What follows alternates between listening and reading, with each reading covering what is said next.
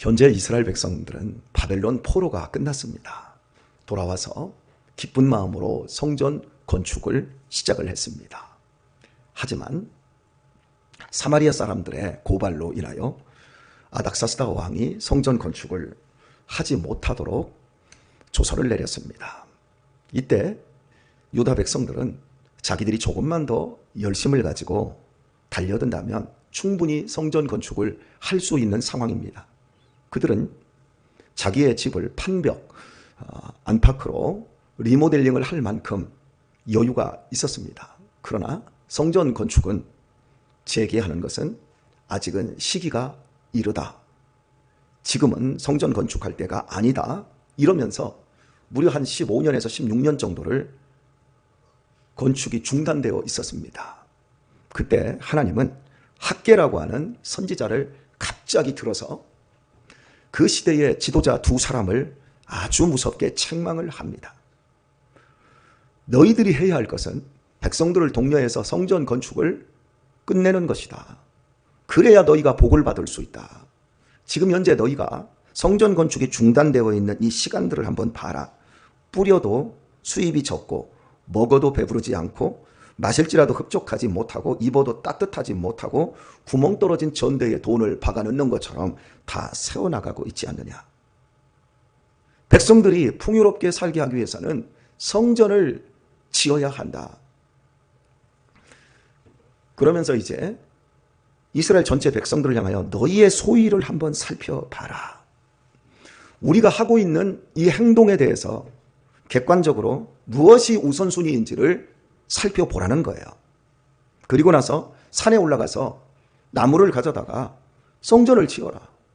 너희들이 지금 성전을 짓지 않고 있는 이유는 솔로몬의 그 멋진 성전을 생각하고 지금 포로된 백성 채 5만 명이 되지 않는 사람이 성전을 짓는 것과 솔로몬 시대에 다윗이 레바논의 백향목과 수없이 많은 건축 재료를 준비해서 왕이 주도해서 최소 500에서 한 700만 명 되는 이스라엘 전체 백성이 성전 건축을 지었을 때에 그 어마어마한 성전, 그것과 너희가 비교하기 때문에 이 초라한 성전을 안 짓겠다고 하지만 나는 너희에게 그런 대단한 성전을 지으라고 하는 것이 아니라 너희가 할 수 있는 성전을 지으라는 거다. 그냥 산에 올라가 봐.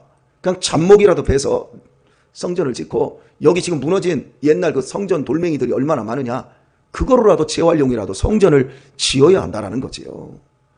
근데 이스라엘 백성들은 이왕 하는 김에 예전에 솔로몬 성전보다 더 큰 성전을 지어야 된다라고 생각하는 거예요. 우리 한국교회는 지금 현재 예배당을 크게 지었습니다. 계속해서 50년대부터 지금까지 크게만 짓다가 현재 이 예배당의 기능을 하지 못하는 그런 교회들은 그 큰 예배당이 다 이단으로 넘어갑니다. 이 평택에서도 가장 전통 있는 100여 년이 넘은 교회가 신천지로 넘어갔죠. 용인에도 가면 용인제일교회의 그 건물이 신천지인가요? 그 넘어가 버렸어요. 다 그렇게 넘어가고 있어요. 그런데 여러분 성전 건축이라고 하는 명목으로 우리가 예배당을 지을 때 예배당을 크게 짓는데 크게 지은 다음에 그거보다 다음에 지을 때는 더 작게 짓는 걸 보셨나요? 이게 사람의 구조가 그런 거예요. 크게만 가지 단단하게 실질적인 것을 향해서 가지를 않는다는 거예요. 근데 하나님은 큰 거 내가 요구하지 않는다. 지금 너희가 해야 될 것은 작지만 이전의 영광보다 나중 영광이 훨씬 큰 영광을 얘기하고 있어요. 영광이 더 큰 성전을 지으라는 거예요. 그리고 드디어 성전 건축이 말씀이 딱 떨어지자마자 23일 만에 재개가 되었어요. 놀라운 일이에요. 이스라엘 백성들은 목이 곧아서 하나님의 말씀을 징그럽게 안 들었어요. 솔로몬 성전이 지어진 상태에서도 말씀을 안 듣다가 결국 그 솔로몬 성전은 무너져 내려버리고 바벨론에 의해서 다 파괴돼버리고 이스라엘 백성들은 포로로 끌려가지 않습니까? 그때 이사야 선지자가 이 목이 곧은 백성아, 말 안 듣거든요. 선지자들이 그렇게 많이 와서 말씀을 전하는데도 전혀 마음을 고쳐먹지 않는 이 이스라엘 백성이었는데 학개 선지자가 말씀을 전하자마자 23일 만에 중단되었던 16년 동안 중단되었던 성전 건축이 재개되는 어마어마한 속도전이 왜 가능했을까? 연단을 받아서 그래요. 하나님의 말씀을 귀뚱으로도 듣지 않고 우습게 여겼던 사람들이 하나님의 말씀대로 바벨론 포로로 끌려가고 70년 동안 고생하면서 예배를 사모하게 되었고 우리가 말씀을 듣지 않으면 결국에는 저렇게 된다는 것을 알았거든요. 그러니까 즉각적으로 순종합니다. 고난은 사람을 연단시킵니다. 그렇다고 고난이 연단의 도구일 수는 있지만 연단 자체는 아닙니다. 고난은 사람을 피폐하게 만듭니다. 고통은 사람을 악하게 만듭니다. 독하게 만듭니다.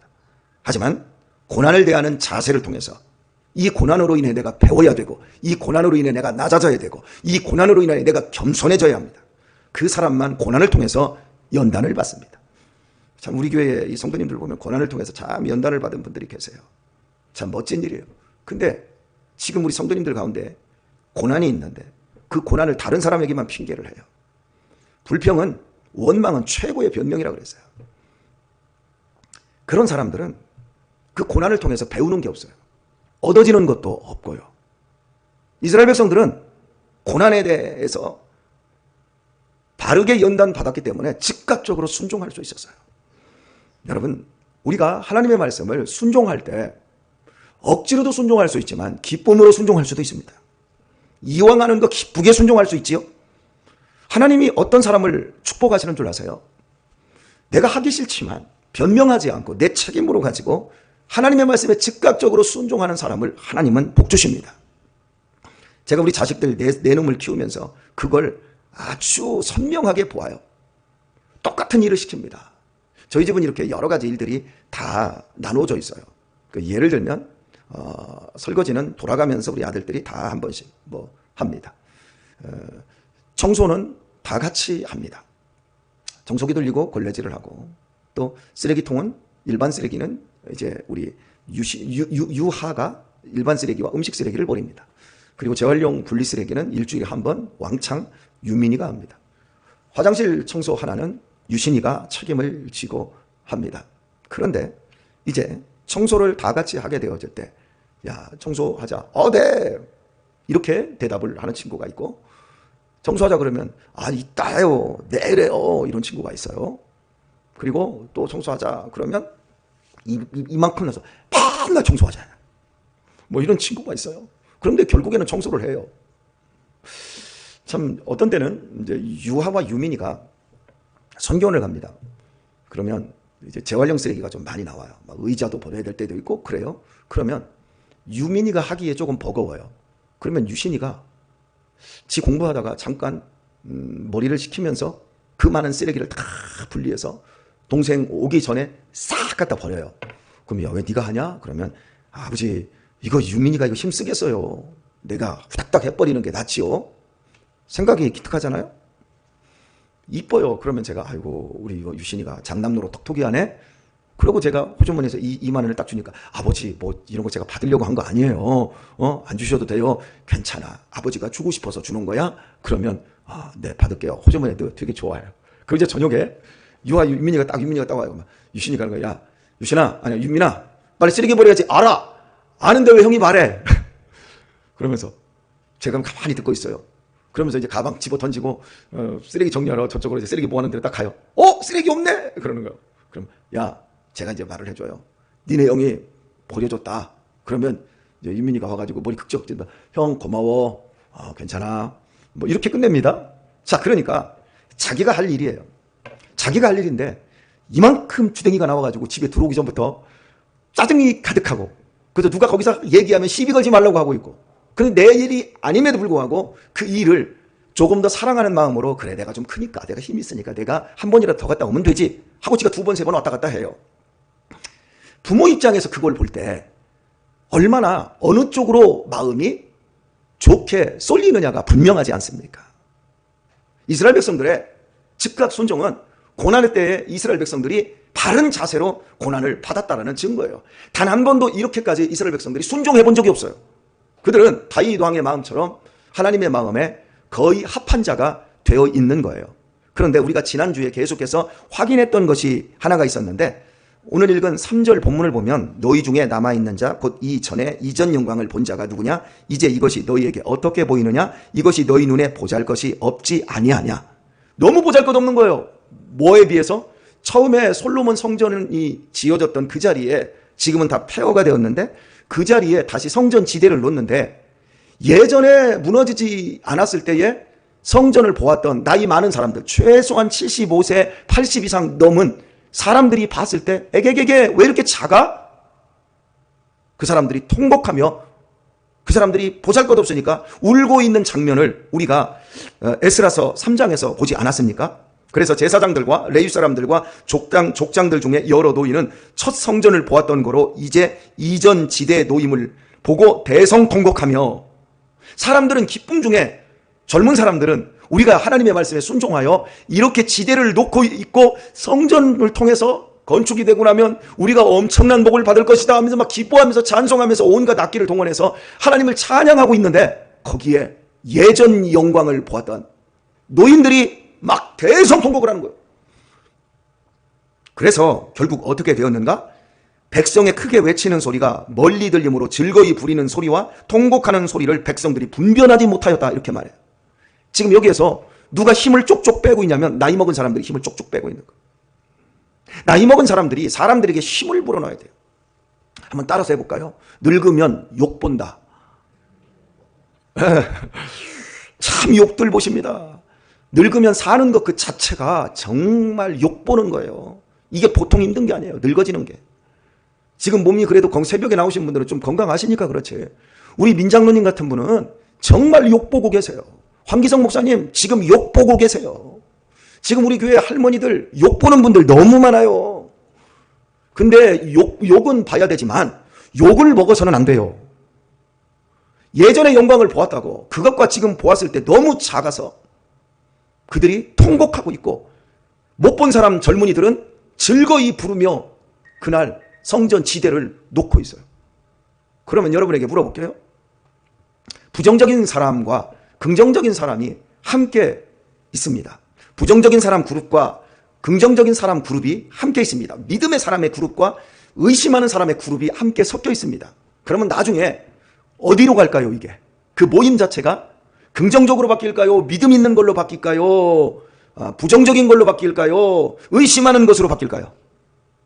실험을 하면 그 무리 자체가 모두 부정적인 사람들로 바뀌고 의심하는 사람들로 바뀝니다. 그래서 제가 여러분에게 영적 군사학교 할 때 믿음의 원리, 믿음 생활의 원리를 이야기할 때 제가 이런 말을 했어요. 시험 들고 교회 안에서 낙심하고 목사에게 시험 든 사람이 여러분에게 찾아와서 뭐라고 저라고 얘기하면 그 사람이 지금 여기다가 시한폭탄을 들고 나한테 와서 같이 죽자고 찾아온 거라고 여러분에게 말씀을 드렸어요. 그 사람을 여러분이 바꾸지 못해요. 그런 사람을 여러분이 달래지를 못해요. 그러면 그 사람이 말할 때 그 자리를 피하라고 말씀을 드렸어요. 그것이 여러분을 지키는 거라고. 그런데 오죽지 않게 시한폭탄 들고 온 사람한테 이렇게 달래고 저렇게 얘기하다가 결국에는 어떻게 합니까? 그래, 맞아, 목사님이 좀 그런 면이 있지, 그치? 맞아, 엄장로님이 우리가 몰랐지만 조금 그렇지? 그치? 맞아, 김경송 권사님이 일은 열심히 하는데 좀 세지? 맞아, 누구는 참 상냥한데 깍쟁이 같지? 이러면서 온갖 말들을 잔치를 해요. 그러면 우리 주님이 그래요. 너희들이 그렇게 말했어? 내가 들은 대로 그대로 시행해 줄게. 같이 죽는 거야. 같이 넘어져. 나이 먹으면 욕봅니다. 그러나 욕먹는 사람 되지 마세요. 사람에게 힘을 주고 사람에게 격려와 용기를 주는 걸음이 될 수 있기를 축원합니다. 걸음되라고 이렇게 하나님이 우리 몸뚱이에 푹푹 썩게 만들고 있는 거예요. 이 가장 중요한 일에 아주 놀라운 일이 일어나고 있는 거예요. 그래서 하나님께서 학개 선지자에게 두 번째로 말씀을 하고 있어요. 자, 너희에게 어떻게 보이냐? 이렇게 물었어요. 참, 여러분에게 제가 한번 물어보겠어요. 우리 김경송 권사님, 우리 교회가 어떻게 보이세요?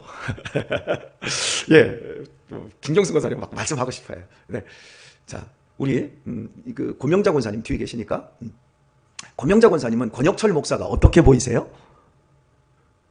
대답도 안 하세요. 네네. 제가 이렇게 대놓고 물어보면 여러분이 목사님 참 훌륭하시지요. 목사님 참 부지런하시지요. 참 목사님 영혼을 사랑하시지요. 온갖 좋은 말을 앞에서는 다 하실 거예요. 그죠? 근데 여러분들끼리 있을 때 우리 목사님 어떻게 보여? 그러면 뭐라고 할 거예요? 자, 어떻게 보이느냐? 자, 그러자 우리 교회 어떻게 보여 했을 때 대답을 어떻게 했냐면 보잘것없지 아니하냐. 예, 그들이 보기에 정말 보잘것없는 거예요. 보잘것없어요. 이게 현실이에요. 권혁철 목사를 좋게 보시는 분들 고맙습니다만은 하나도 안 좋아요. 여러분들이 보셨을 때 제가 좋게 보이지요? 좋게 보여서 뭐하게? 돼지머리 사러 가가지고 좋게 보여야 그 가져가지고 뭐하죠? 아이고, 돼지가 웃는 얼굴 그거 찾으려고 또 막 엄청 돌아다녀요. 서정리 가서 없으니까 저기 이제 통북시장 가서 찾고, 통북시장에 없으니까 저기 오산까지 가가지고 돼지머리 사오는 사람도 있대요. 웃는 돼지. 돼지가 죽으면서 어떻게 웃어요? 겉으로 보이는 거 가지고 판단하려고 하지 마세요. 여러분이 저 판단 안 해도 돼요. 하나님이 저를 판단하고 계세요. 하나님이 저를 알고 계세요. 여러분 자신에 대해서 우리 교회 안에서 누구누구를 여러분이 마음껏 판단하시는 분들 계세요. 마음껏 판단하세요. 그럼 하나님이 여러분을 판단하십니다. 어떻게 판단하시는 줄 아세요? 좋게 결말이 안 납니다. 오늘 우리가 잘해야 될 것은 겸손이에요. 너희 눈에 어떻게 보이느냐? 라고 물어보면 아무것도 안 보입니다. 그렇게 얘기했대요. 아니면 더 좋은 말로 너희 눈에 지금 이 교회가 어떻게 보이느냐? 예, 주님의 영광이 역사하는 교회입니다. 저는 주님의 영광이 머물고 있는 것이 보입니다. 육신적으로 지금 놓고 있는 그걸 보고 성전을 짓는 게 아니잖아요. 이해하셨어요? 그 성전을 짓고 거기서 예배할 때 하나님의 임재가 있고 하나님의 영광이 나타나는 거 그거 보려고 지금 이스라엘 백성들이 성전을 짓고 있는 거 아니에요. 그런데 고작 지금 뭘 보고 있냐면 지대 놓는 돌멩이를 보고 있어요. 제가 여러분에게 이 자리에 있지만 여러분에게 말씀을 주고 있고 이 말씀을 선포하는 행위를 통해서 오늘 우리가 변화되어서 하나님의 영광이 들어오고 우리의 가정들이 복을 받는 걸 위해서 지금 우리가 여기 있지 않습니까? 그러면 여러분이 당연히 봐야 될 게 권혁철 목사의 얼굴이나 권혁철 목사의 인격을 볼 것이 아니라 여러분이 제가 선포하고 있고 지금 여기 우리 교회에서 나타나고 있는 사람들의 변화와 젊은이들의 고쳐짐과 가정들의 화복을 보시기를 축복합니다. 근데 이걸 안 봐요.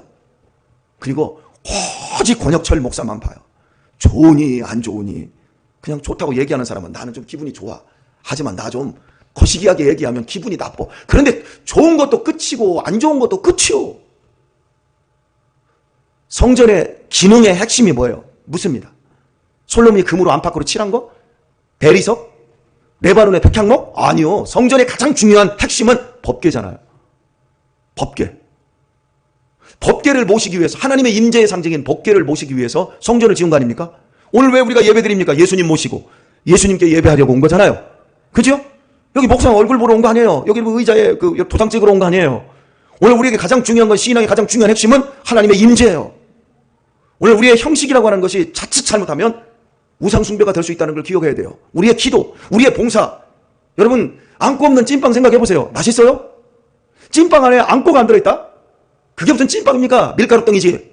오늘 우리의 예배 가운데, 우리의 지금 예배하면서 우리의 그 중심 가운데 하나님의 영광의 본질을 놓쳐버리면 우리의 모든 예배는 다 밀가루덩이가 돼버리는 거예요. 오늘 말씀을 맺겠습니다.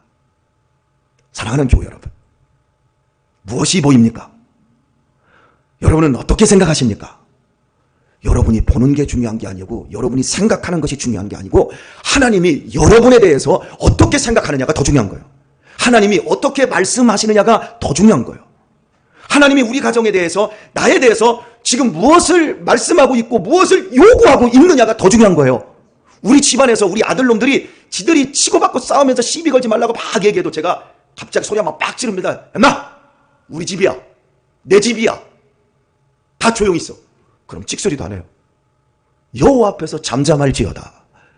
오늘 우리의 삶에 있어서 가장 중요한 핵심은 우리가 뭘 보고 있고 무슨 생각을 하느냐보다도 더 중요한 건 하나님이 우리에 대해서 어떤 생각을 갖고 우리에 대해서 무엇을 주기를 원하시느냐입니다. 그것을 찾아내시고 그분이 주시는 좋은 것을 누리고 여러분 늙으면 욕보지만 욕먹는 인생이 아니라 칭찬 듣고 사랑받고 존귀하게 되어지는 어른들 다 되어가시기를 예수님의 이름으로 축원합니다.